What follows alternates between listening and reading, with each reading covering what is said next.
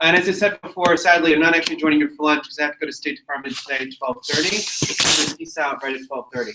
I'm going to try to stand in a way that is less pacey than usual, and where you might also be able to see the slides at the same time. Josh, do you mind coming up here? And helping advance the slides. Thank you. So Atlas Core 101, history, how it works, where we're going. This is our agenda for the next 90 minutes. We're going to learn so much in the next 90 minutes. Sometimes I can, especially when I get excited, speak a little bit fast. So if you are having trouble on your first or second day, just raise your hand and say, what did you just say? Because this is far too important to not get. And again, I encourage people to take notes and ask questions. We're going to go over the mission, history, who, what, where, why, even the financial big picture on the first day, statutory growth and vision. These are three fellows from our very first class. So for these two were from the first class, Gargi and Laura, and Yatu was from class 2. This was at Nushi, where many of us are going to get dinner tonight. Scholars are invited to dinner at Nushi tonight as well. Hopefully it's been conveyed before this exact incident. Okay, next. I applaud Atlas Core's reverse Peace Corps approach towards international development. Senator Harris Wofford. Harris Wofford is one of the architects of the Peace Corps. In fact, most fellows get a chance to meet him over the course of the year. He's a mentor of mine and an inspiration for me for Atlas Core. When I was first developing Atlas Core in India, I was describing it to a friend of mine. I said, Atlas Core is a little bit like a reverse Peace Corps, because instead of sending Americans to India, we bring people to the United States. My friend said, I like your idea, but why are you against peace? We're not actually anti-peace. Peace Corps is not as well known as I thought all around the world. But our mission statement is to address critical social issues. Atlas Core develops leaders, strengthens organizations, and promotes innovation through an overseas fellowship of skilled professionals. I want you to know the mission. We used to put it on the back of the business card, but then it got a little crowded, so we made the business card a little cleaner. I want you to know and understand the mission, so let's break it down. We have what we call the win-win-win and the give-give-give. So there are 3 parts to our Atlas Core. Don't advance till I tell you. Okay, what's the first one?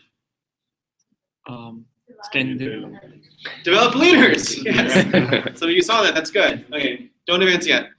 So develop leaders. This is what people focus on the most within Atlas Core. They always say, oh, Atlas Core, you're out there developing these great leaders from around the world. Way to train people on how to become better social change leaders. You do great work. We are in that box. But is that really all what Atlas Core is about? No. What else? What else do we do? Strengthen organizations. Yes, thank you. Strengthen organizations. It's not just about building your capacity as a leader. It's not just about you gaining skills and knowledge and experience that make you more effective at addressing issues back at home. You are also here to serve. You're also here to work and to contribute meaningfully to the organizations that you're serving at. This is both your student as well as a teacher. There's a third part. Don't do it yet. What is it? Fostering innovation. Promote innovation. Yes, good. I like this. I like this. Very good. Promote innovation, which broadly means strengthening the global nonprofit sector. I will take as a quick side note here, especially in the United States, nonprofit, NGO, social sector, social enterprise sector, civil society, like it's almost all the same thing. And while I could get into an academic debate with any of you about the differences, and I'm happy to, for the most part, people use it interchangeably here. Some of you may in fact be serving at for-profits. Some of you, not this class I don't think, but have served at government entities. We don't always use nonprofit sector, sometimes we say social sector, but we use it interchangeably. So promoting innovation is this idea that a fellow from Nepal can come and serve in the United States and then meet a fellow who's doing really interesting work in Pakistan. Actually, it was the reverse. A fellow from Pakistan comes, meets a fellow from Nepal doing really cool work about transparency, goes back to Pakistan, and then sets up that nonprofit in their country. Good ideas crossing borders. Solutions to problems that exist in one context could be used to solve problems that exist in a different context. This can, of course, be done at conferences or on websites, but we believe through this fellowship, through this community, is a great idea for ideas, great method for ideas to cross borders. Win-win-win. Give, give, give. So what's the give? that parallels with the developed leaders? I'll give you a hint. It's you guys. Tell me more. So what is fellows? How are you guys giving? Skills, Skills. That's very good. How else? knowledge, Perspectives, knowledge. That's good. Let's see what we got here. Fellows volunteer. You're volunteering. You are very much giving your time. You're receiving a stipend, obviously, but you're serving in a volunteer capacity, in a fellowship capacity. You're not receiving a salary during the course of this year. You are giving to Atlas Corps. You should recognize that, and believe me, we recognize it. You receive a small stipend and make the most of the opportunity in strengthening these organizations. What's the give with the organizations? Yes. Skills. Yes. What else? time. Time. Yes. They're training you. They're also giving in that sense. How else? Diversity. That's true. That's a big part of it. But this is part of the give is more financial in this case. Let's take a look. Organizations pay a cost share that covers the majority of your expenses. It's a little bit different with different positions, but generally organizations pay as much as $30,000 for the fellow to come for the course of a year. They are giving. They're winning. They're probably giving less than they're getting, ideally, but they are in fact giving to this model to make it work. The third, any ideas? Give you a hint. It's also financial. So you'll have to go attend 5 conferences to meet as many people as you could otherwise just being as a fellow. So like you could exchange that knowledge without any financial exchange, that the way you describe the whole innovation transfer. That sort of happens without like going to a conference, making that cost kind of. And that's part of here. We expect you to attend conferences. We expect you to introduce yourself as an Atlas Corps fellow, to give out those business cards. You need to make the most of this opportunity. That's a big part of the fellow contribution. This is the host contribution, but there is in fact a third party that contributes. Fundraising. Atlas Corps raises the rest of the money needed to run the program and provide the training and management. We are in fact a nonprofit. The host cost share does not cover all of our expenses.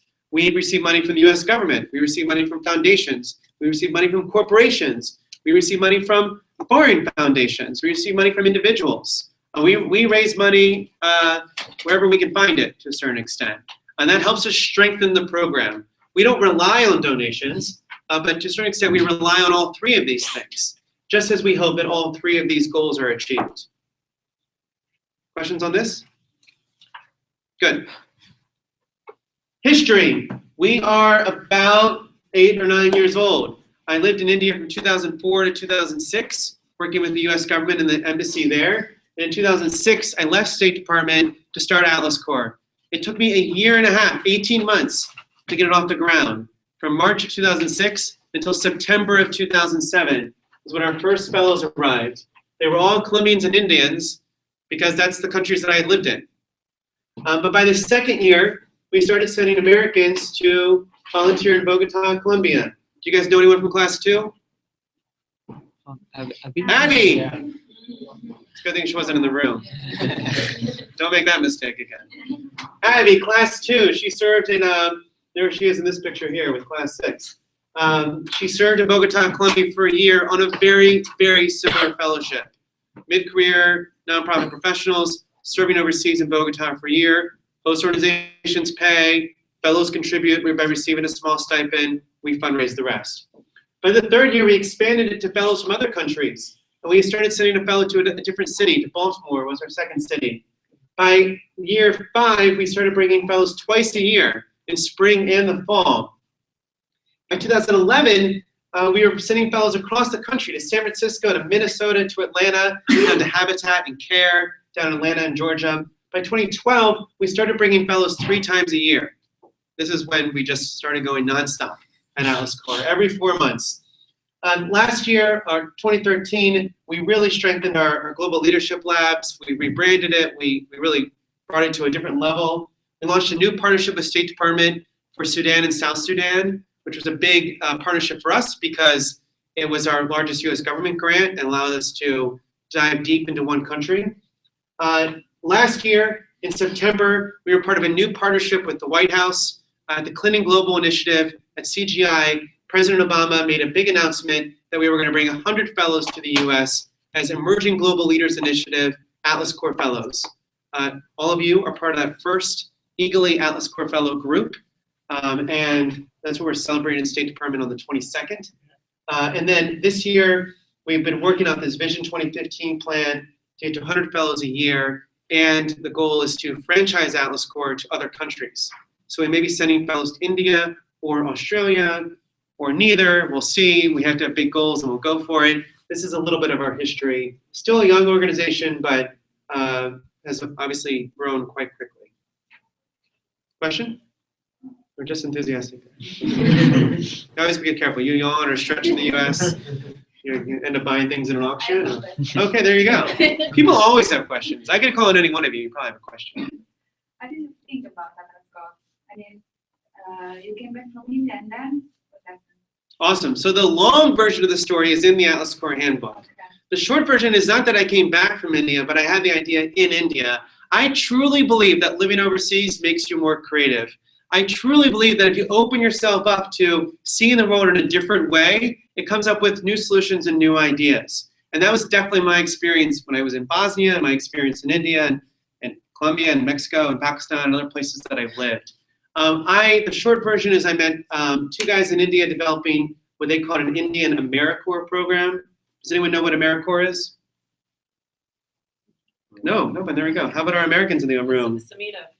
Oh, Samita, you have your hand up? What's AmeriCorps? It's kind of like Peace Corps, but they serve in the US. Domestic Peace Corps, Domestic Service Program, U.S. citizens serving in the United States. Abby and others. And Kelly and me. And Kelly and Meredith were all AmeriCorps members. Abby actually did it in Puerto Rico. She figured out a way to kind of get overseas, but Puerto Rico is part of the U.S. And it's a national service program. So these guys in India were developing an Indian national service program. And I thought, well, India should have a Peace Corps. You know, why don't Indians come and serve in the United States? At the same time, reading Thomas Friedman's book, The World is Flat. Whether you've read the book or not, you might know the argument. Thomas Friedman argues that it doesn't matter whether you're born in Bangalore or Boston, in Delhi or Delaware, smart kids win. And that's true largely in the private sector. Bill Gates hires the best engineer he can to go work for Microsoft. That engineer invents Hotmail, and we all benefit because we can email each other for free. If you're a really good soccer player, you can cross borders and play on different soccer teams. If you're a really good shortstop in the Dominican Republic, you'll come play for the Yankees. If you're okay, you can play for the Nationals. You know, athletes are crossing borders. And thank you, Josh. Even in the academic sector, if you're a really smart student, you can, come to Georgetown, where I went to school. People from all over the world go to great universities and go back home and spread knowledge. Even the religious sector, people cross borders. What about the nonprofit sector? For at least 50, if not 100 years, the nonprofit sector has mostly been people in the West, Europe, US, going and serving overseas to developing countries. Why doesn't it make sense that if the world is flat in every other sector of the world, why shouldn't it be flat in our sector? And it's really because of visas and money. And also assumptions of other issues about changing people's perspective and mindsets. So in my time in India, meeting these Indian guys developing the Indian AmeriCorps, reading Thomas Friedman's book, The World is Flat, some of my work at State Department led to this idea of Atlas Core. The longer version is in the Atlas Core handbook, though I do encourage you to read it. Yeah, what's your biggest challenge to all this? I mean, all of it. Today or the last 8 years? Going from one class to 3 classes a year, what's the biggest challenge? Yeah, to a certain extent, anything worth doing is going to be difficult. And if it were easy, someone else would have done it at this point. I think from a big picture strategic sense, it's one of our biggest challenges is partially fundraising, but also host organizations. We have so many strong candidates. So many people applied to sit in the chairs that you're in. And I'm going to tell you the truth. Many of them are as good as you are. And it is not as if 3,000 people apply and the 20 best get selected into the program. And I hope I don't offend anybody or feel coming the wrong way with this, but it's not the 20 best who get selected, it's the 20 best matches that get selected. So you're the best, you're the 20 best matches, or the 20, I don't know how many are in this class, to be honest. So because we've had some people who didn't get their visas. Do we know the number? 23 basically. 23. And 3 are late. 3 are late. Okay. So 23 in your class. Now, so why don't we have 50 in your class? Well, part of it's fundraising, but more of it's that host organizations don't understand the concept yet. And that when you're doing something new, it takes a little while to introduce the world to it. Which is why I need you to be experts of the Atlas Core 101, which is why I need you to be advocates for the work that we're doing, because there are other people who could be in these positions in future classes as well. And so whether it's fundraising or host organization recruitment, I will say not the easiest thing, but something that people thought would be hard that wasn't, is finding amazing people like yourselves to apply to be a part of this program.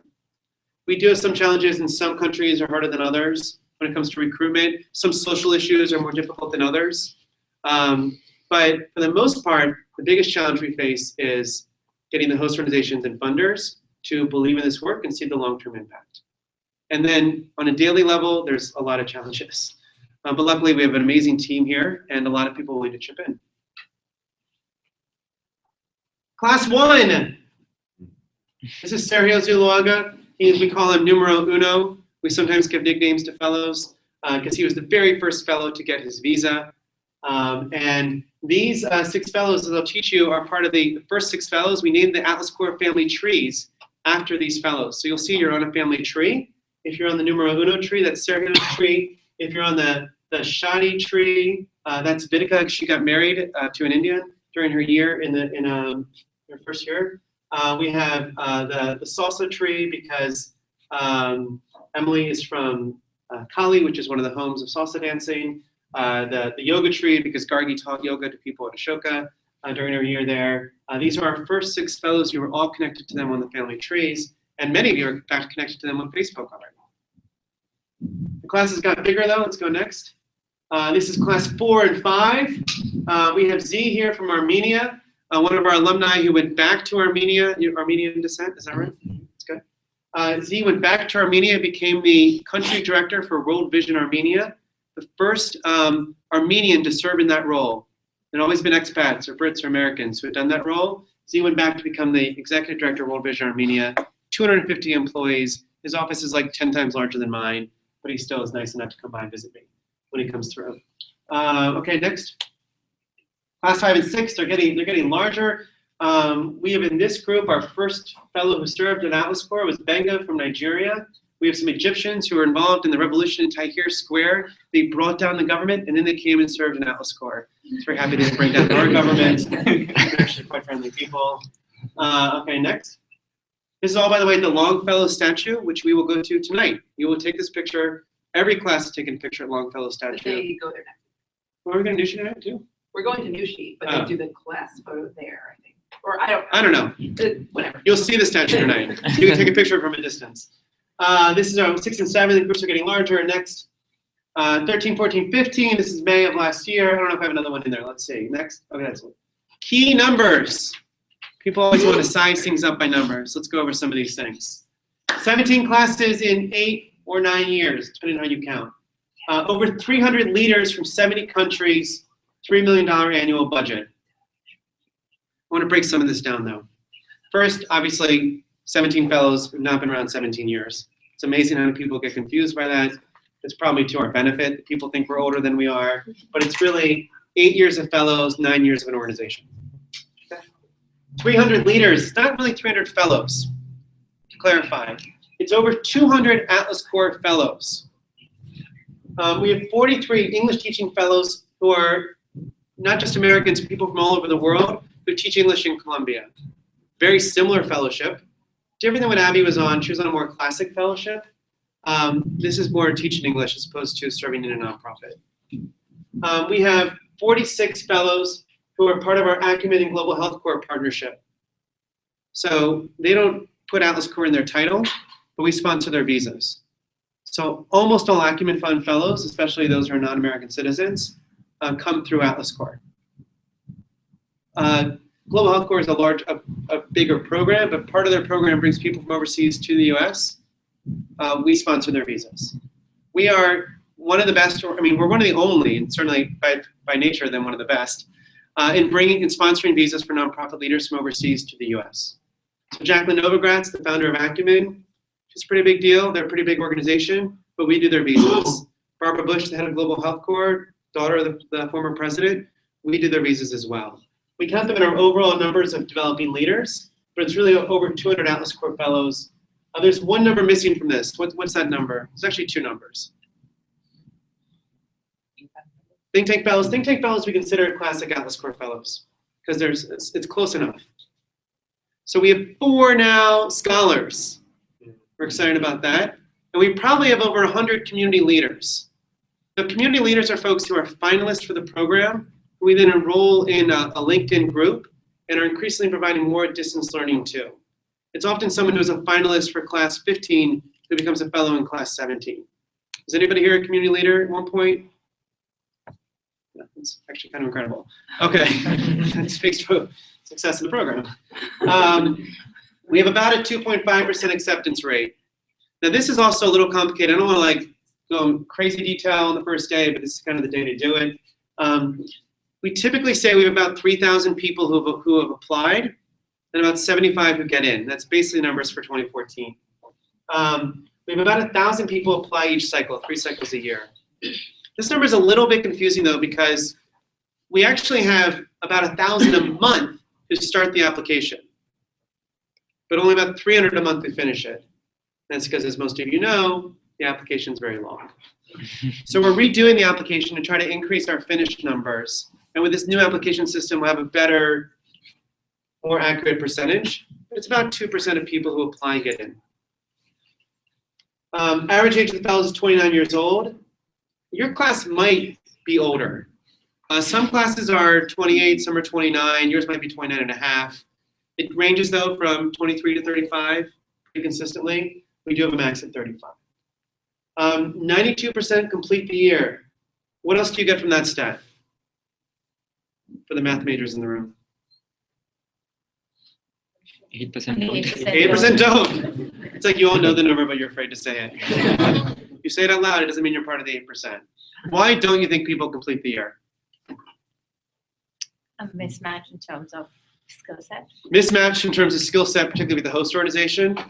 Big, that's one of the big reasons. Absolutely. Someone's running his or her own organization in the home country.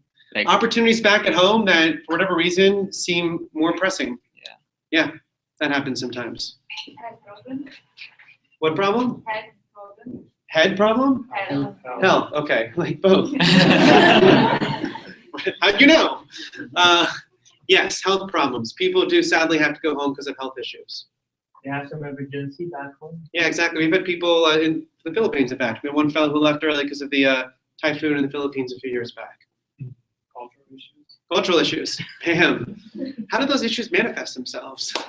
Cultural issues can sometimes manifest themselves in ways that people end up quitting because they aren't enjoying it and can't get past the cultural differences. Cultural issues sometimes manifest themselves in a disagreement with their host organization, which ends up having them being dismissed. About 4% of our fellows are dismissed, and about 4% quit. And again, even in those categories, there's all sorts of reasons behind it. And it is what it is. This is not summer camp. This is not the same as a university. People are expected to show up on time. Like when fellows don't go on time to work, and that ends up being the reason why they're dismissed, like all my sympathy just goes out the window. So I'm like, oh, that is the dumbest reason to get fired. But you'd be surprised. And if you don't show up on time, like I don't mean to scare anybody, but it is a legitimate reason to dismiss somebody. And don't worry, you're not going to show up on Friday and be like dismissed. Like it doesn't happen that way.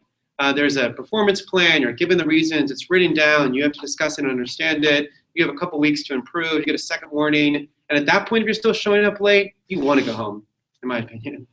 But it's all about, you're given the opportunity to succeed here. The host organization wants you to succeed, we want you to succeed, you want to succeed. So all the opportunity for success is there. But it's not guaranteed. You have to work hard. And furthermore, we're not taking your passports and not letting you leave. If you're not happy, you can quit. That's called life. You can go home, and there are all sorts of good and bad reasons to quit. And it happens. If this program had 100% completion rate, I guess I'd feel a little bit good about that, but I wonder if it was almost too easy.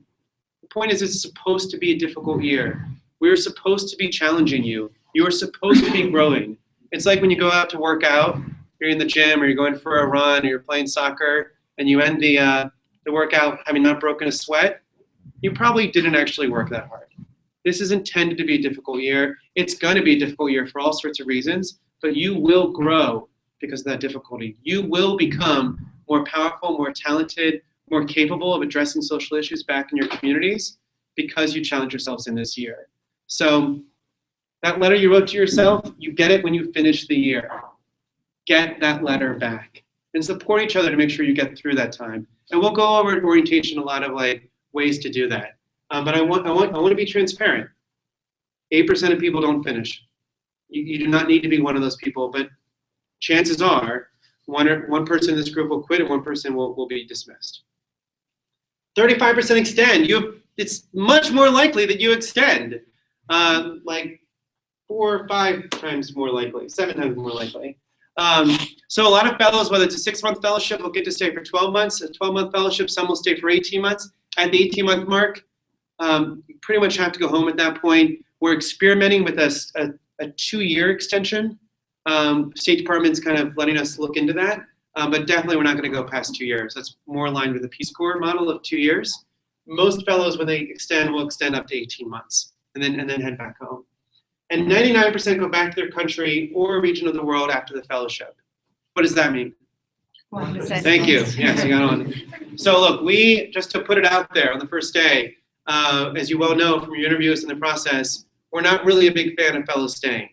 Not only is it bad for Atlas Corps, and in most cases bad for you, it's also bad for future fellows from your country. When a certain number of fellows from a certain country don't go back, that embassy says, well, sorry, Atlas Corps, we're not going to give visas to people from Djibouti because people from Djibouti don't go back home. And made up example, real country, made up example. So you made a commitment to go back home to your country and your region of the world. This is not a surprise to any of you. I understand there's all sorts of pressures and dynamics that exist in one's life, but we want to work with you on that. Maybe you can't go to your country, but you can go to a neighboring country. Cool. Maybe you're going to go back to your country for a year and come back for graduate school.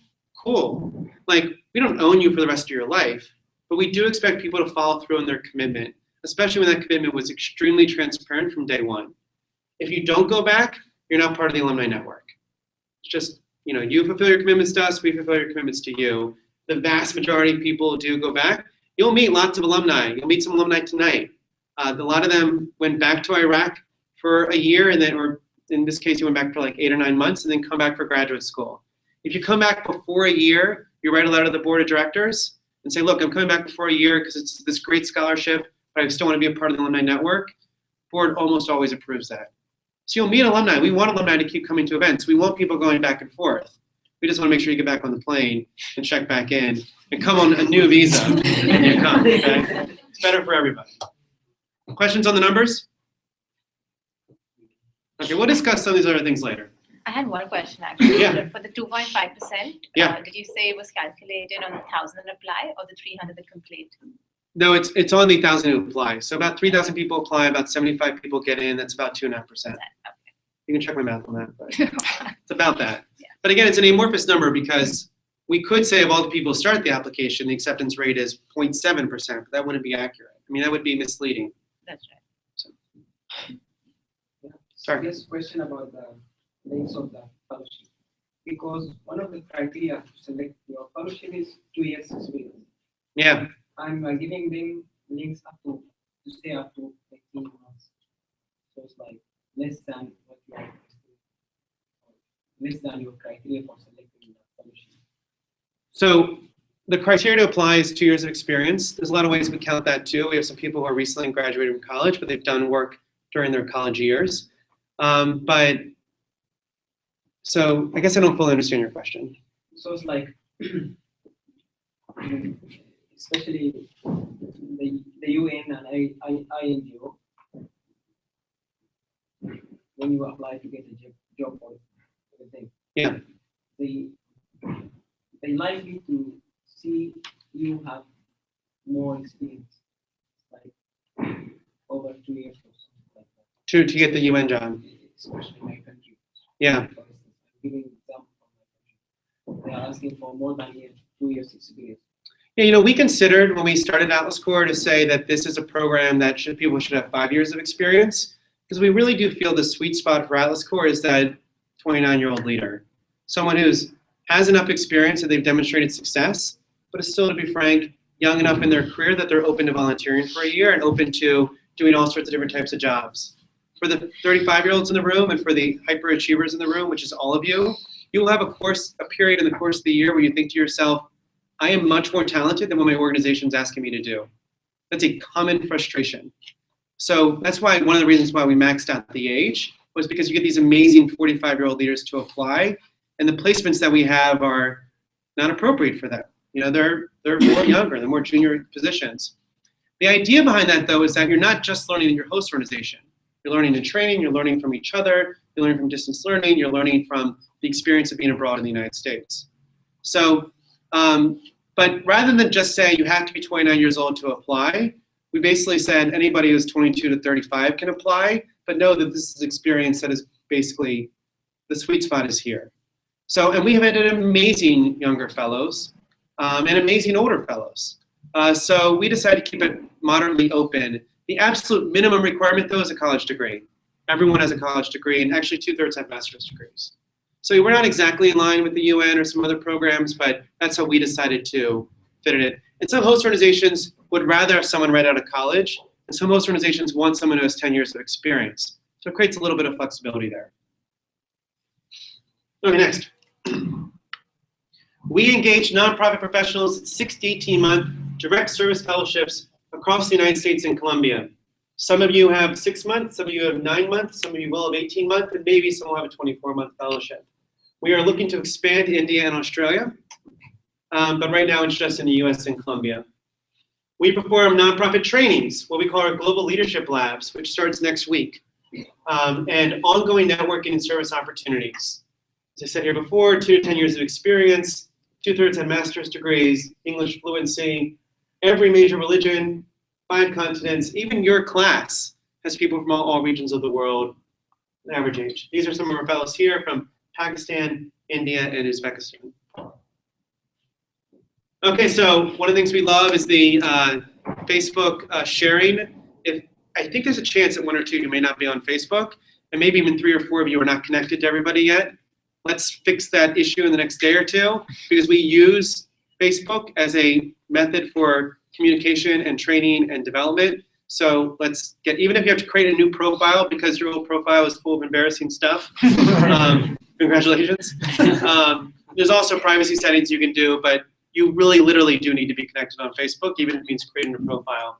This is one of our fellows who said, on the last day of global immersion training at a synagogue with fellows and staff from 23 different countries and 6 different faiths, amazing celebration of diversity. I love the post, and I love the comments. Joyetta, Abby, Mediha, Hiba, like all these folks talking about their experience. This is a way to reflect and remember the experience. It's also a great way for alumni to chime in as well. Your Natasha, a fellow from India, talks about that amazing moment when you realize that home is no longer the place you grew up. In fact, it isn't bricks and cement at all. Suddenly, home is a bunch of people from around the world who can make any day perfect by cooking you delicious food, playing drinking games, not required, taking selfies, required, dancing, and mostly just being their crazy selves. And she tags 19 others in that group. 50 people like it. Narayan, Terry, Tushar, Monica, and Trina are all commenting on this. This to me is probably the best part of the fellowship. You're not going to get it in the classroom. You're not going to get it in your host organization. You're also not going to get it sitting at home, right? I cannot force you to have this experience, but we can create the opportunity for you to. Host organizations. We've partnered over 130 different organizations across the United States and in Colombia. As I said before, nonprofit, for-profit, and government. McKinsey is not a nonprofit, but they've taken Atlas Core Fellows in the past. The US Peace Corps is not a nonprofit. It's a US government entity. They've taken Atlas Core Fellows in the past. We've worked with many of the best nonprofits in the world, some of the biggest names like Habitat for Humanity and CARE and Save the Children, and smaller organizations like Miriam's Kitchen and Youth Service America and Mobilize.org. Great host organizations. Next. Alumni Impact. I already told you about Z.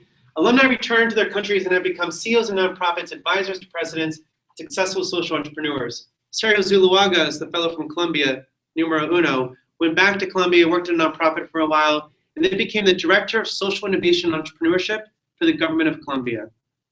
From nonprofit worker at Atlas Corp fellow to presidential advisor in 5 years. Go. That's what we expect, right? And social entrepreneurs. Becky Katanga went back to Kenya and started her own nonprofit consultancy. Benga from Nigeria went back and relaunched a nonprofit he'd started earlier and expanded it across Africa. Whatever your path may be different, but there is an expectation that you'll take this experience and find a way to grow within your careers and grow within your communities and countries. The path, you may not even know what it is at this point, but I want you to leave with a higher expectation of yourself, a higher belief of what you can achieve because you've got this community and this experience backing you up. But perhaps most important, we want you to stay in touch with Atlas Corp and stay in touch with each other. This is Bolatito. So she said, I'm pleased to inform you that I'm now with you in FPA Ethiopia. Bolatito is from Nigeria. As a program analyst. Despite a year in the US, she spelled program differently, but that's probably her title actually. I'll be connecting with Malat, a fellow from Ethiopia, Gamo, a fellow from Nigeria, and Jennifer, no, Gama's from Zimbabwe, Jennifer from Nigeria, all in Ethiopia. I'm actually convinced the Ethiopian government should be funding us because we send so many people to Ethiopia. Thanks, Atlas Corp, for providing the platform to connect with you all. And again, Facebook love. 3 key insights. Go ahead. Talent is universally distributed in the world, but opportunity is not. So one thing that I learned in my work in Bosnia and my work in India before starting Atlas Corp is that everywhere you go in the world, in big cities and small communities and wealthy nations and in more developing nations, there are smart, talented people who want to make the world a better place. No one society or one culture or one community has a monopoly or even a preponderance of talent. Talent exists universally in the world, but opportunity does not. As a white middle-class kid from Delaware whose parents are divorced teachers, I had more opportunity to serve overseas as a teenager in Bosnia than certainly a Bosnian did to come to the United States, or for that matter, someone from Yemen or Pakistan or Syria. That as an American born in a middle-class family, especially as a white male, I was given more opportunities and more doors opened because of the accident of my birth than people all around the world. So while talent exists universally in the world, opportunity does not. And that's a shame. And even as Thomas Friedman talks about how the world is becoming more flat, and we can all compete for the best engineering jobs, we can all compete for the best athletic positions and the best academic spots, in the nonprofit sector, we still have this mindset that talent and ideas and money exist in the West and should be sent to the South. And that is absurd. Not only is it absurd, it's actually harmful because it reinforces this notion that people in the South, the developing world, rely on need from abroad, rely on support from overseas, as opposed to being able to self-generate support at home. And it even hurts us when Katrina happens and there's floods in New Orleans, and we close off our borders to focus someone from Bangladesh who could come and help us in our own community when it comes to flooding, which we knew very little about. We need to realize in this world that especially in the social sector, we need to find ways to cross borders to support each other. And that while the solutions to the problems exist all over the world, people who have those ideas may not be in the communities where those problems exist. We need to find ways to work together better. And that's one of the key insights of Atlas Corp. International barriers prevent global service leadership. Global service leadership. That's what we're developing here, especially South-North. As I briefly said before, one of the reasons why as an American I could go volunteer in Bosnia was because I didn't need a visa to do it. Like, I think this is no surprise to many of you, but I literally did not need a visa. Like when I was 21, I got arrested on the border of Serbia because I was entering into the country, not realizing that I needed a visa to go into Serbia. Sort of an embarrassing arrest. It's not really on my permanent record, but now you know, secret about me. Not only are the visa structures easier for North-South, the financial structures are easier too. For 50 years, the US government has funded Americans to go through the Peace Corps. Religious communities in the United States fund people to serve overseas, not just proselytize, but actually serve. Universities, a huge percentage of students go and do semesters abroad. There's structures here in the United States to financially support this, and it's cheaper. It's less expensive for me to live in India for a year than for someone from India to live in DC for a year, because Delhi's a less expensive city. That's not true all places. Brazil, very expensive country. But there's so many structural barriers that prevent South-North cooperation, and visa and financing is the biggest one of them. Atlas Corps is a solution to that problem too. Finally, we believe at Atlas Corps that the most effective way to address social issues is by developing leaders. Yes, we need more organizations to be created, and I believe in social entrepreneurship, and I believe in Ashoka, I believe in Echoing Grain. But at the end of the day, we don't always need new organizations to be created. We sometimes just need more powerful, better trained, better networked leaders to address those social issues. No matter what the issue, it is ultimately, at the end of the day, an individual leading an organization, a group of people leading a movement who are most effectively going to be able to address that issue. It is us. It is us, in many ways, working together. It is us learning skills over the next year and from each other that allow us to go back home to more effectively address these critical social issues.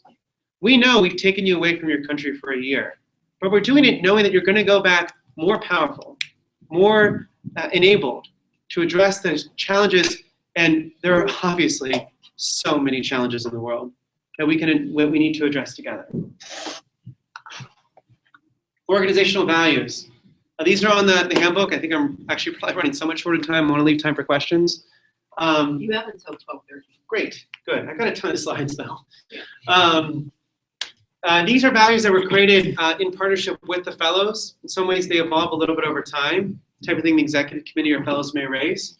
But one of them is a service to a cause greater than yourself. At the end of the day, or perhaps at the beginning of the day, we at Atlas Corps believe in service. We believe in volunteerism. We believe that if everyone gave a year of their life to service, the world would be a much better place. And ultimately believe that a lot of the work that we do is for a cause greater than ourselves. It's greater than our organizations. It's greater than our titles. It's greater than our LinkedIn profiles. We are doing the work that we do because it is important, not because of any awards or fellowships or even financial compensation we receive for it. There's an ethos of service, of global service leadership, that is a big part of what it means to be part of Atlas Corps. Empathy. Bill Drayton, the founder of Ashoka, believes that empathy is one of the most critical values that need to be instilled and cultivated among leaders, especially in the social sector. It is not about sympathy for the poor or about charity for those less fortunate, but rather striving within ourselves to be more empathetic and understanding those that we are serving, even understanding those who are funding us, even understanding those who are working side by side with. I think one of the best parts about this experience is not just the ability to improve your language or learn different perspectives, but begin to understand the other. And by doing that, and in some ways, also begin to understand yourself and your own culture in more powerful ways than you could do at home. Empathy is an important value that we're trying to foster, and it takes effort to cultivate among our fellowship. Diversity and inclusivity. More so than just diversity. And we can, applaud and pat ourselves on the back for how beautiful this room is, for how diverse that you are. But diversity, if it's for tokenism, doesn't mean anything, or it doesn't mean enough. When we talk about inclusivity, we talk about the fellow executive committee and the fellow committees, that the voices of fellows are part of the organizing principles of Atlas Corps. And we now have 2 members of the alumni who are on our board of directors, and it'll soon be 3. We want you to be, and it's out of 15 members, so it's a fairly strong representation. It's not just enough that many of you are going to diversify the organizations that you're serving at. We want you to have a seat at the table in helping contribute to those organizations.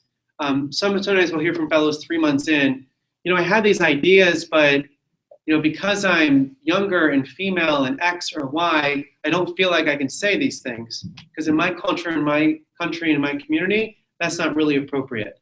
Well, the good news is, in the United States, that's much less of an issue. I won't say it's not an issue. There's certainly issues in the US as well, but you're expected to speak up. We'll talk about the first 90 days and the right ways to speak up and how to, not come in with your guns blazing in the first week, but you're expected to offer your contributions. You're expected to offer different perspectives. And it's okay in the United States to disagree with your supervisor and to have new ideas. Again, there's a way to do that that's proper, but it's better than being silent. We want you to be included in the process, not just a diverse face at the table. I think I misspelled this word, but does anyone know what Ubuntu means? Kind of, I think. Go for it. Rita. I'm not sure if it's Ugandan or Kenyan, but it means I am because you are, essentially recognizing the fact that we aren't just individuals, but everything that we are is because of society, families, all the influences in our life. So if everything around us has been positive and happy, we tend to be positive, happy individuals who gotten opportunities to grow.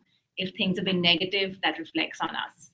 So we should essentially reflect the same back. So when you give back, if you're getting positive, you should also give positive. Awesome. Anyone else want to add to that? Yeah. You read the handbook in our break. Yeah, that's quite good. Luther, go ahead. Yes, making all the people around you feel part of whatever you're doing. It's all about inclusiveness. Absolutely. Anybody else? For me, it's also part of when there's someone else who is hungry, a part of me is hungry. When there is someone else who is in need, a part of me feels that need. It's this kind of this greater sense of humanity that we're not just individual islands going through life, but rather that we are part of this broader community, broader than the Atlas Core Fellowship, or like part of humanity, and that, you know, part of my existence and happiness and sadness and wins and losses are part of that broader sense as well. So I don't know if I articulate it perfectly either, but it's one of the values we try to, I think, brought up by a fellow, and we try to support within Atlas Core. Level 5 leadership is a concept that Jim Collins wrote in a book called Good to Great. We do a training on leadership development, and we need to make sure we're signing this article. I'm not sure if we did last year, but it's just, there's different levels of leadership, and we want to try to be that highest level of leadership. And in interest of time, I will sort of put an asterisk on that. Teamwork and global collaboration. We believe that the best solutions come out of people working together.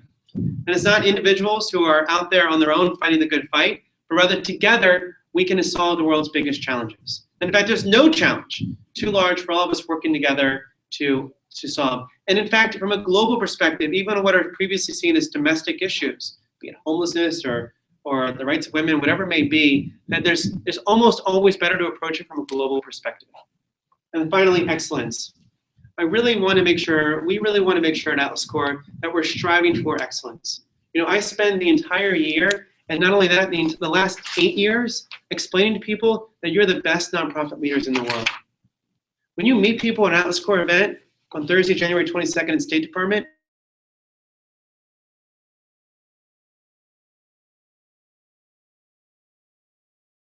in the world, otherwise.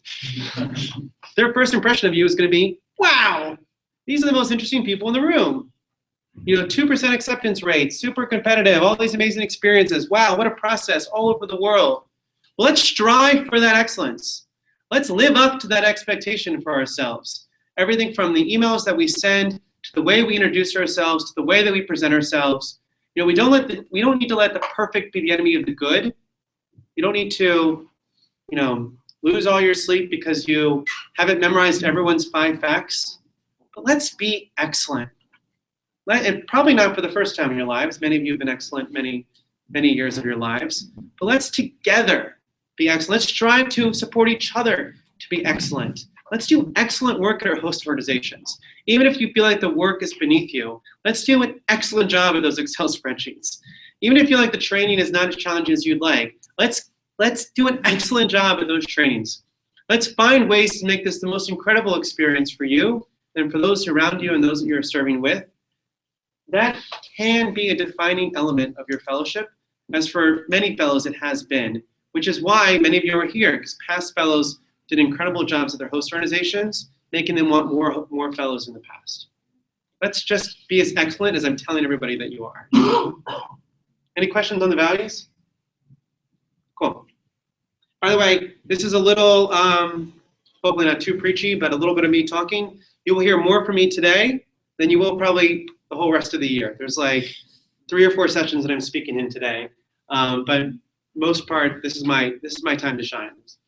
So if it feels a little lectury, I apologize for that, but we're just trying to get it all out there on the first day. This is our culture of global service leadership. So part of this is this idea of inspiring. We want to be an inspiration. We want to inspire you. We want you to inspire each other. We want you to inspire people back at home with your Facebook posts and your blog posts and your stories and your Skype conversations. We want, in this process, just like when I was in India, in Bosnia, mostly in India, we want you to imagine how the world could be different. Everything that you learn here will not immediately transfer back at home. But there will be experiences, ideas, conversations that you're a part of that will bring thoughts to your head. We want you to encourage those thoughts, encourage that inspiration. Josh, can you double check to make sure it's still working? It should be one of the Skype things. I think it might just popped up. Click on the YouTube link. We want you to imagine that better world. We don't want you to stop there, though. We want you to initiate ideas, be it in your own or host organization, in your work back at home. There are people who fill out echoing green applications, people who get funding. We had a fellow from South Sudan this last cycle who was in the National Endowment for Democracy. I think he was at NET. Anyway, they gave him a $50,000 grant to set up an organization back in South Sudan. He went back to South Sudan, started an organization with 2 or 3 other fellows. We have another fellow from South Sudan who's going back and running for office in the next open elections in South Sudan. Will you imagine that type of impact? We want you to innovate and inspire and keep that cycle going in trying to create social change. It's not, again, not just enough to learn. We want you to put those learnings to action, even if it means to the occasional failure and the occasional successes. We believe in the power of a positive attitude. Little secret, when it's raining outside, if you're smiling, it's actually less annoying than if you're like, oh, it's so cold here. It affects other people too. You know, oh man, it's so much warmer in my country. And the other person's like, it's me too. I wish I were back in my country. Like, really? You've been here a week. Like, just get an umbrella. Smile. Like, you know, my 18-month-old like jumps in puddles. What makes us go from a kid who jumps in puddles to someone who's, you know, 30, who's like, oh, rain sucks. You know, it's, as I said, you've signed up for a difficult experience, and just embrace that. I mean, you guys are all powerful leaders, and most of you realize that, and many of you others will come to learn it. And the attitude that you portray has a huge effect on those around you. And so, you know, whether it's raining or whether it's difficult or whether it's not exactly what your expectations were, because know here, whatever your expectations are of Atlas Core, it's going to be different. I like to think at the end of the day better. But some parts are going to be not what you expect, and some parts are going to be better than you expected. It is impossible for you sitting in your country at your home computer to know exactly what you're going to get into over a course of a year. If you could imagine it perfectly, then it wouldn't even be that adventurous of a time, right? It would, the adventure and the excitement wouldn't be there. So having a positive attitude during the course of this year, knowing there's going to be challenges, knowing that it's going to snow, knowing that it's going to have snow more, is part of the process. So I encourage you guys to really embrace that, as much, and even to support each other through that process. Leading by example, our common courtesies. Now, I believe at Atlas Core, when you're at an event or a conference, you should always stand up when you introduce yourselves. Now, if the last 3 speakers didn't stand up, I still stand up. You know, if I'm on the metro and someone needs the seat, I give them the seat. Like, let's lead by example over the course of this year. And so when people see that pin, which you will soon get, and many of you will wear over the course of the year, people will know you're an Atlas Core fellow, whether you have the pin on or not. And believe me, it has happened. I've had people come up to me, and fellows have had people come up to them that say, are you guys Atlas Core fellows? I say this and you don't believe it, and it's going to happen to you over the course of the year. And it's partially because one of our brands is that we're extremely diverse groups. And really, when you have 10 Atlas Core fellows in a group, like, it's a really diverse group. And even in a diversity like DC, people sometimes notice it. But there's a certain way that Atlas Core fellows carry themselves, and it's a way to be proud and leading through service in the course of that year. Atlas Core pins, part of our culture and part of wearing who we are. Okay, our traditions. Lots of traditions. Atlas Corps pins, nice transition there. So you will all get, are you guys going to be here for the induction ceremony or no? Maybe not. This afternoon, are you guys going back to work? Yeah. Okay, we'll get you pins next week, okay? All the fellows in the room will get their Atlas Corps pins at the induction ceremony this afternoon. You're expected to wear them over the first couple weeks in an all Atlas Corps events, and it really is a great opportunity for you to show who you are, especially in DC, but really anywhere in the world. Pins are awesome because people are like, oh, what's that? Oh, thank you for breaking the awkward silence and letting me talk about something that's really impressive and not the weather, which is like a really stupid thing to talk about. So the Atlas Corps pins are a way for us to project Atlas Corps and talk about the experience that we have because people still don't know what it is. People still, in this city, it's getting moderately well known, but we still have a battle to fight, and it's a good battle to make people know about the incredible experience that you're having and the work that we're doing within Atlas Corps. So the pins are an important tradition. By the way, there's two different pins. There's the old pin, which some of you will occasionally see, and the new pin. The new pin, designed by an Atlas Corps fellow who thought the old pin was a piece of, and so he replaced it. And so our new logo was designed by Tito from Class 7, a fellow from Spain. Longfellow statue, what's that? The place where you get the picture. Yes, thank you, paying attention, good. So we are going to Longfellow statue. We'll see it tonight in your dinner. We'll take a picture there next week. Orientation ceremony, induction ceremony, we're doing today at 3 or 4 o'clock. NEOs are one of our traditions. NEOs is basically a term for new fellows. So in your first 4 months, you are NEOs, which means you're the least experienced fellows in the community. It also gives you an excuse to ask lots of questions. When you're no longer a NEO, you're expected to teach other fellows how things work. So you all have big siblings. Again, we haven't worked with scholars and all these things yet, but we're going to. You're our guinea pig scholars. We'll work on this. Again, even though you're less senior in the room, it doesn't mean that they get to haze you or pick on you or anything like that. But you are new, and embrace that newness over these next 4 months. Because after 4 months, you're no longer new. Someone else is a new. Class coach, who's your class coach? Renata. Nicholas is the vice coach. He might have been trying to assume that responsibility. But Renata, who's from class 15, is your class coach. Nicholas from class 16 is your vice coach. And their role is to help teach you some of the traditions and to really support you. Even if you're not in DC, you can always go to your class coach and vice coach if you're having issues. Just like you can go to the fellow executive committees or, for that matter, Nicole and Meredith, your local ambassador. Lots of avenues for support. Family trees, big siblings. Does anyone know who their big siblings is? Yeah. Who's your big siblings? Karuna? What tree is she on? Do you know? Okay. Does anyone know big sibling and tree? Okay, what's in your books, probably? There are handouts on that table. Okay. After the session, we'll give you the handouts so you can find your class trees. I will look at one of them right now. No. Actually, I think the next slide might be the family tree, so I'll show it then. But let's go to fellow committees we discussed this morning. Nushi dinner we're doing tonight. Nushi stands for noodles and sushi. So if you've never had Asian food, tonight. Coffee chats are opportunities to get together with alumni and fellows. You don't have to drink coffee for the tea drinkers in the room. The Richmond trip. This is Olivier, our first fellow from Europe, fellow from Belgium, who was an Ashoka fellow, became an Atlas Corps fellow, went down to Richmond. My family's in Richmond, so we take down about 10 fellows every year down to Richmond. It'll be in May. Sign up. Satellite fellows get an opportunity to go, absolutely. And then my niece and nephew make you put on silly hats and take pictures, and then we call it a tradition. All of these are in the fellow handbook as well. Oh wait, this one here, what's this? The Tattoos. 2 Atlas Corps fellows have tattoos. Not a requirement of the fellowship. Not discouraged either. So anybody know who they are? You've met, well, you will meet one of them soon. Any ideas? You saw the post on Facebook? Eduardo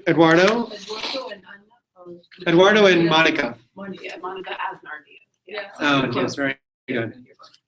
So Monica is from Spain, Eduardo's from Peru. They went and got Atlas Corps tattoos with our new logo, Change of Perspective. So yeah, that's good. Talk to Eduardo. All right, next. Fellow committees, we basically already went over this. Training, professional development, communication, social nutrition, cultural committee, executive committee. We believe that the committees which are not a requirement of the fellowship are the best way for you to give back to the fellowship. And I'll tell you, a lot of the things that you advocate for in the fellow committees are not necessarily going to change your fellowship experience, but it's going to make it better for future fellows. And it is, whether it's the new logo or the cultural committee or the graduating with honors, there's so many opportunities that you can make this fellowship better. We know you have incredible skills and talents. We also want to benefit from that for other fellows in the future. Next. Family trees, numero uno. Who's numero uno? No, Indian girl? Numero uno. That's Spanish for number one, and it's Sergio Zuluaga from Colombia. The Indian girl was Yogi. And there was another, really not a girl either, she was 29, Indian woman, Shadi, Vidika, Amor is Maria, Salsa was Emily, and Chevrolet was Maria Alejandra. Oh, family trees. I'll go one more slide, I think. Oh, here we go. This is the numero uno tree. I think it's on here too. So, Sergio had two littles, Yatin and Imani. Yatin was one of the Indian guys in the first image. And then they had all sorts of bunch of littles. Down to Donna here, who had Akeem from Sudan, Mungwa from South Korea, Arturo from Mexico. Arturo has two littles on this class. Who has Arturo as a big sibling? Putting you guys on the spot. Tariq and Tidjis. Where are you? Thank you. So Arturo is your big sibling. And Sergio is your great big. And he actually is that great. So you are connected to all these fellows. And we will have alumni come back in town. Trying to think, I think Muhammad RSVP guest to the ice skating. So I don't know if he's in town or not, but he's from Sudan. He comes in and out of the country. And Eva's finishing up her graduate degree at World Learning. So you might meet some fellows from your tree. And you'd be like, I'm on the numero uno tree. And they'll be like, I don't know what tree I'm on. Next. Sustainability and scale. We're going into great detail here. But that's good. This is the best time to do it. We have a model at Atlas Core for those that are students of social entrepreneurship, where we believe that our program could be sustainable through the income generating activities of our work.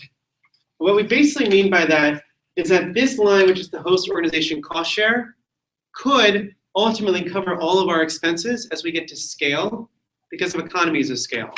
I'm not going to go into intense macro or microeconomics here. I will in fact explain how this has sort of shifted over time. But in the beginning, host organizations paid about $17K because really no one knew how great you were. And the cost was really high because there was only 6 fellows. And even though we worked out of an apartment and there was only 2 staff, that's the way it was. Over time, as the program got larger, the per fellow expense for the most part has dropped. This is actually not entirely true. It's gone up in some ways because we've invested more in the program. Bless you. But the other exciting thing is the cost share has increased. This cost share increase is a result of 2 things. One, the fellows proving that they are awesome. And 2, the economy collapsing in 2008 and 2009, which the program wouldn't have existed. We would not be in this room having this conversation if we had not figured out a way to get host organizations to pay more, because really, like, I don't have a trust fund and it's hard to fundraise for these types of things. But the fellows are so good, organizations are willing to pay for it.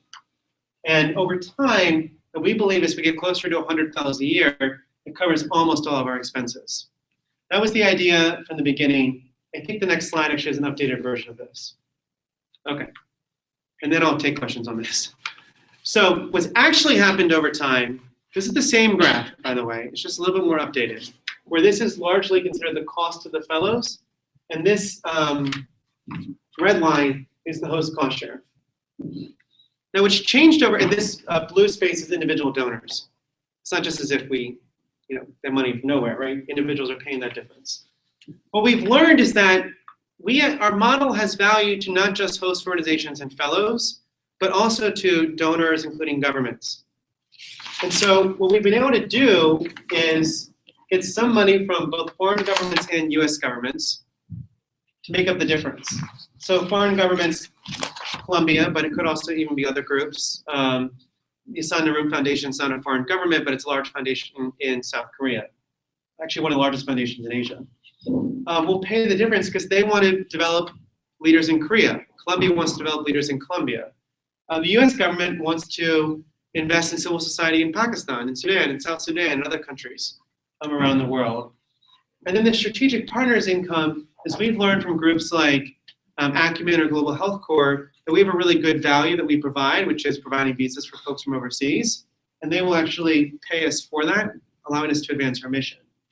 When foreign governments and US governments pay more, it actually allows us to bring the cost share down, which in some ways allows us to place more fellows. The other thing that we've realized is that this whole graph has moved up because things are more expensive.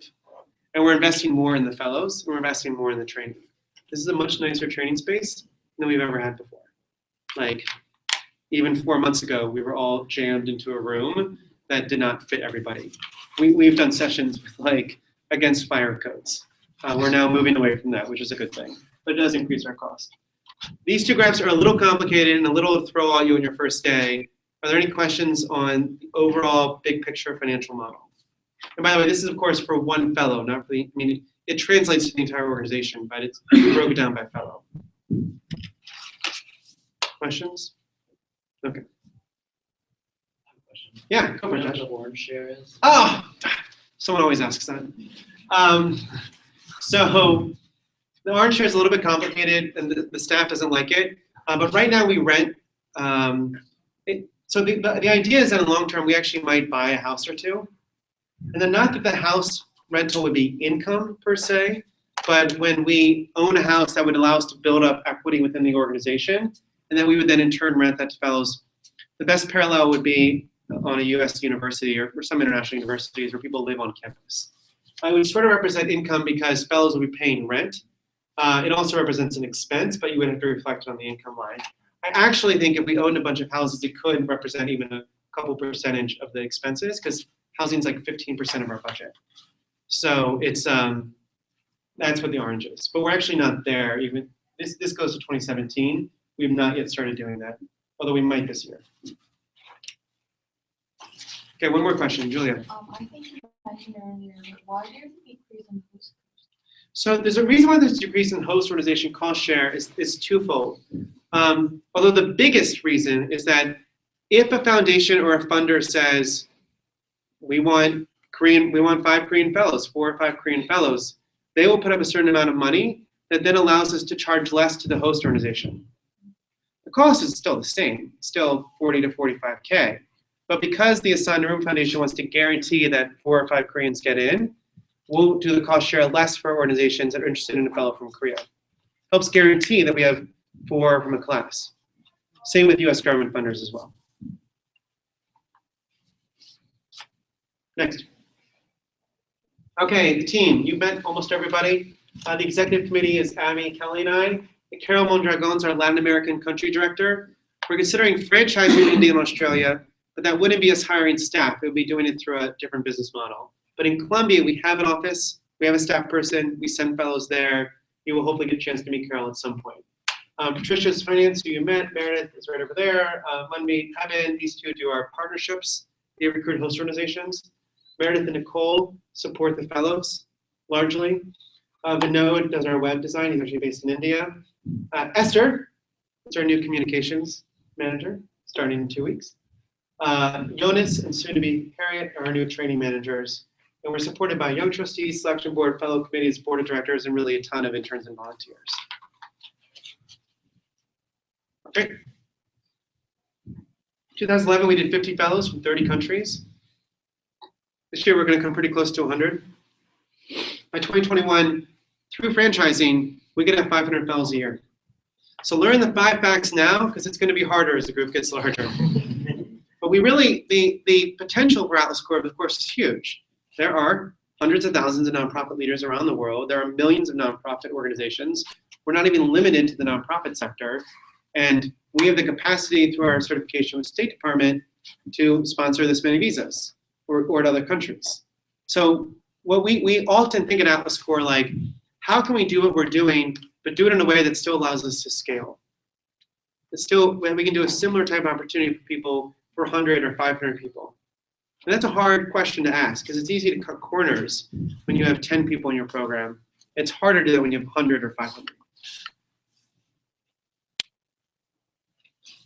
Vision 2015. So the last 3 years, our board has worked off this vision, which is now getting replaced with the presidential initiative.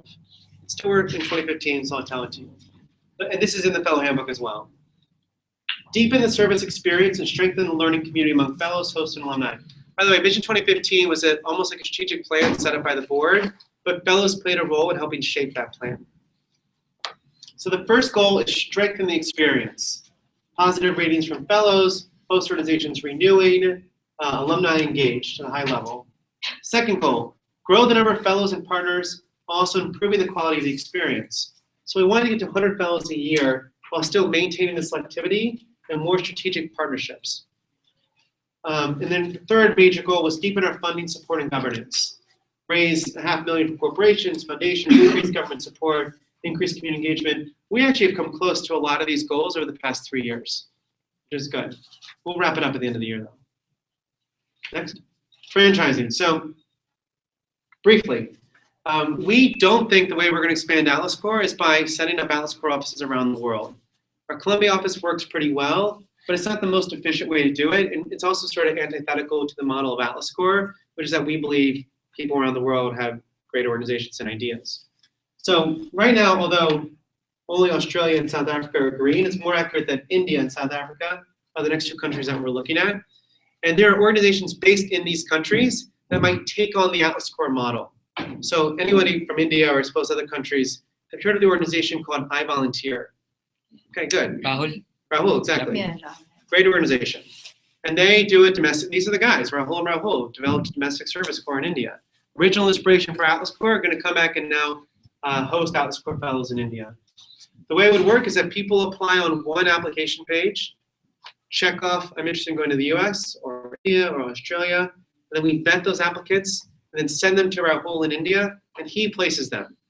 He gets the cost share, he pays the stipend, he does the visas, but we do the selection process and we do the distance learning training and have a common shared experience. Same thing with Australia as well, with the Foundation for Young Australians, FYA. Neither MOU is signed, but this is one of our big goals for this year. We're close to, I think September of this year, we'll have some fellows in one of those two countries. Questions? I know some of you are thinking, well, why not Liberia? So if we get it to work in these two countries, we can take this model anywhere. It's easier in English-speaking countries to a certain extent, but expanding to Mexico off the Columbia model, not that hard either. Right? Next. Fellow handbook. Wait! I've already forgotten everything you told me. Where can I reread this information and learn everything about Atlas Core? Good question, slide number 34. The answer is in the fellow handbook. Okay, thank you for putting all this information in one place. I'll now memorize it and share it with others. Great. The story of how the idea for Atlas Core came up, our values, the cycle of the 4 I's, the family trees, many of the traditions are in that Atlas Core handbook. That handbook is strengthened each cycle by the tradition committee. It's basically made by fellows.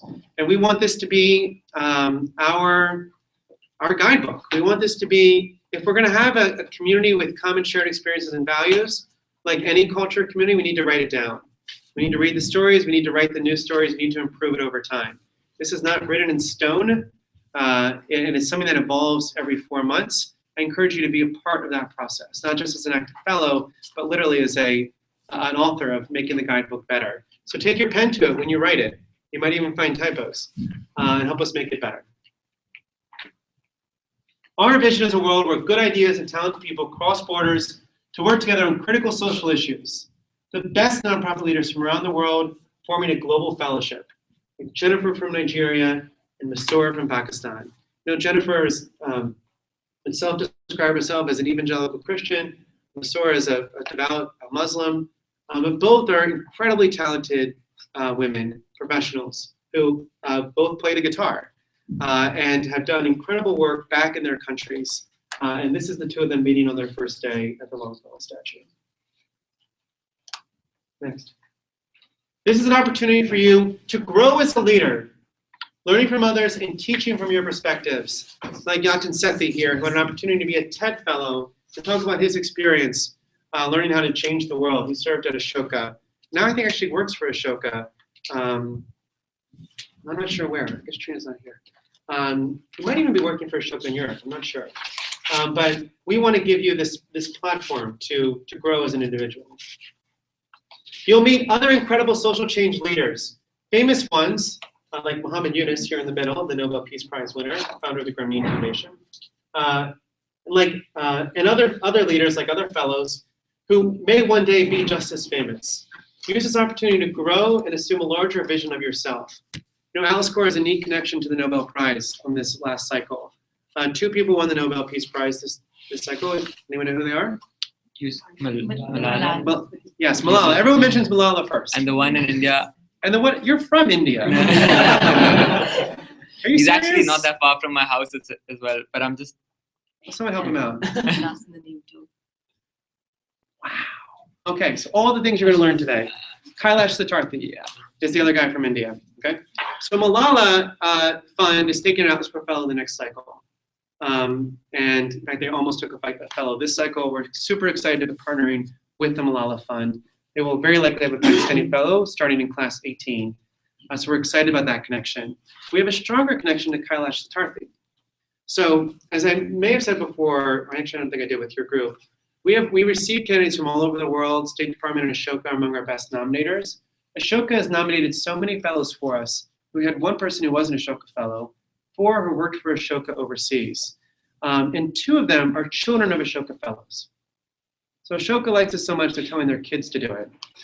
One of the children of Ashoka fellows is a guy named Tito Espinosa from Spain, who designed the new logo and made a really cool video that we will show you later during this week. The second child of Ashoka fellow is a woman named Asmita Satyarthi, who her entire life has worked from a really very young age against child rights and labor and anti-child trafficking. I met Asmita and her father Kailash when living in India working on anti-human trafficking issues. Kailash was one of the original people who helped give some input into what Atlas Corps should look like. Not as much as some other people, but he was very involved. And this year, Asmita's father, as we like to call him, Kailash Satyarthi, won the Nobel Peace Prize with Malala. I think it's great when fellows' parents win the Nobel Peace Prize. It's even greater when fellows down the road get that same type of level of recognition, like Muhammad Yunus did. We will give you a larger stage to address critical social issues.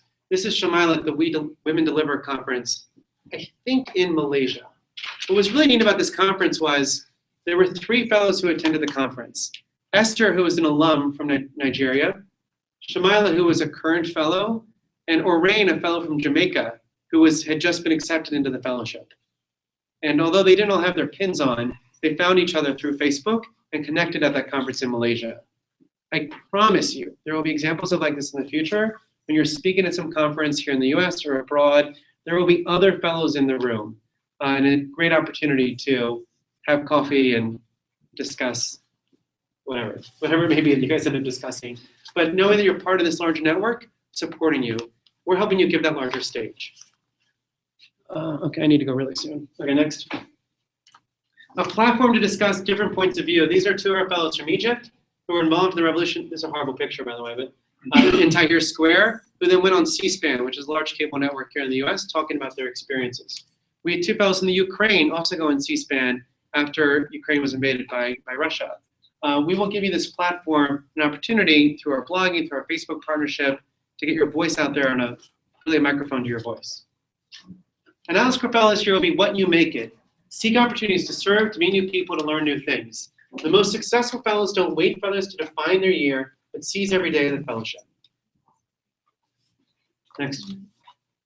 Be flexible, adventurous, and have fun. Flexible, adventurous, and have fun. Explore a new city and explore who you are outside of your country. This year will be tough, but you are strong and you are ready. Remember, this is your opportunity to develop, to show and develop your talent. As Mohammed wrote on Facebook after his first day here, talent is evenly distributed in the world, but opportunity is not. A doctor from Sudan goes and serves at Susan G. Komen for the Cure in their International Affairs Division, the only doctor on their team, the only medical doctor on their team. So it's not just let's teach people from Sudan, let's learn from folks from Sudan as well. Finally, on slide 75. During the year, challenge yourself to get more involved in Atlas Corps, help make your experience better and our fellowship stronger. The strength of our fellowship is defined by how much you believe and contribute to the larger network. Together we can make this a life-changing and world-changing experience. Next. This is a class 7 video. I don't have time for it. Hit next. We've got some awards, questions. Actually, I'm going to pass this too. Okay. I'm going to have Meredith do this quiz, and I'm going to punt on questions because I ran out of time. Do you mind doing this? Sure, yeah. Are you here anytime this afternoon? I am. I'm going to State Department for a meeting, and then I'm coming right back. Okay, So because we have a little bit of time. good. Write down your questions. I want to, if I can sneak in at least 15 minutes to do questions, that would make me feel like I didn't just lecture at you for 90 minutes. But I have to go to State Department in advance of our event we're doing next week. So thank you very much. Hopefully you enjoyed this. We'll see how well they do in the quiz. Great.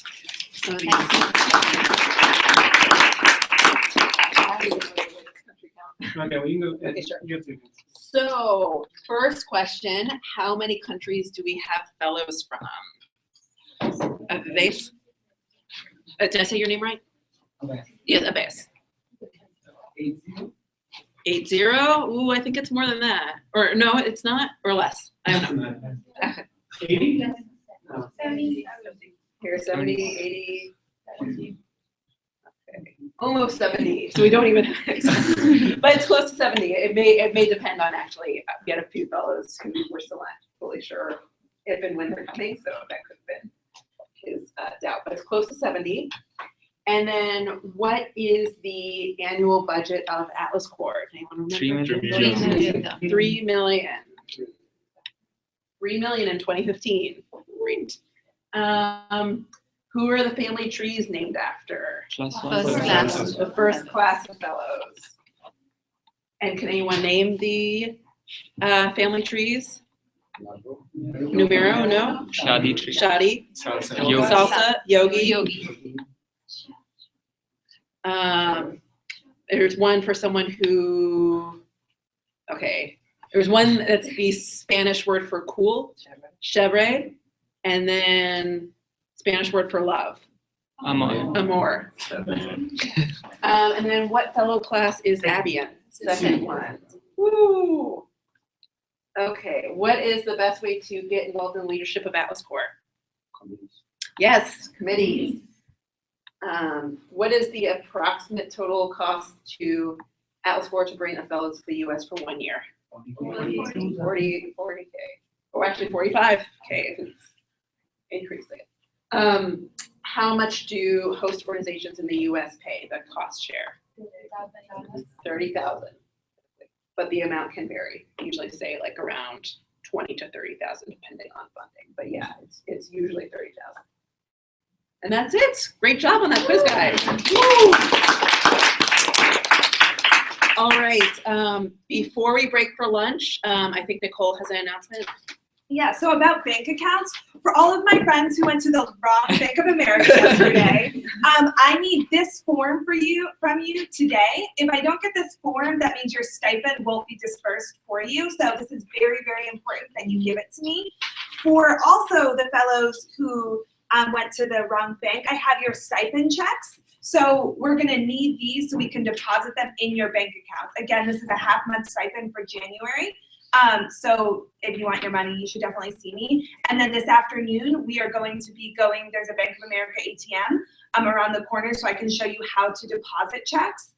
And if you didn't make it to the bank at all yesterday and have not opened an account, please let me know so I can schedule a makeup appointment for you this week. It's very important that this week we get your bank accounts opened.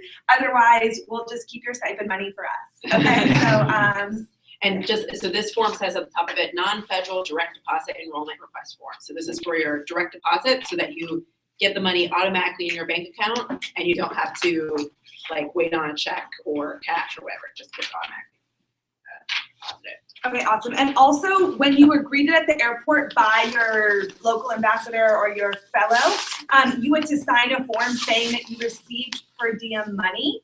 And if you have that form and some of your like greeters have already given us the form. But if you have the form in hand, just with your signature on it saying you received your per diem, please also give me that.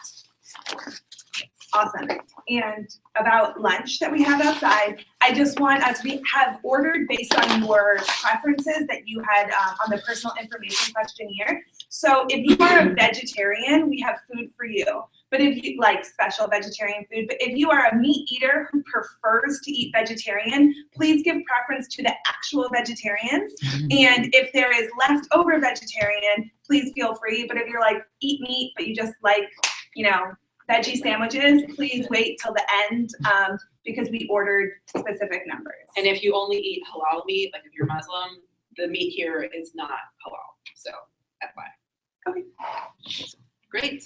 All right, enjoy lunch, and we're back at 1:30. Yes, 1:30. Sure.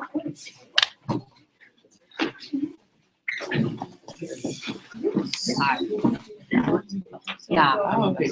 We're gonna talk about you. Oh. So she asked me to, Okay.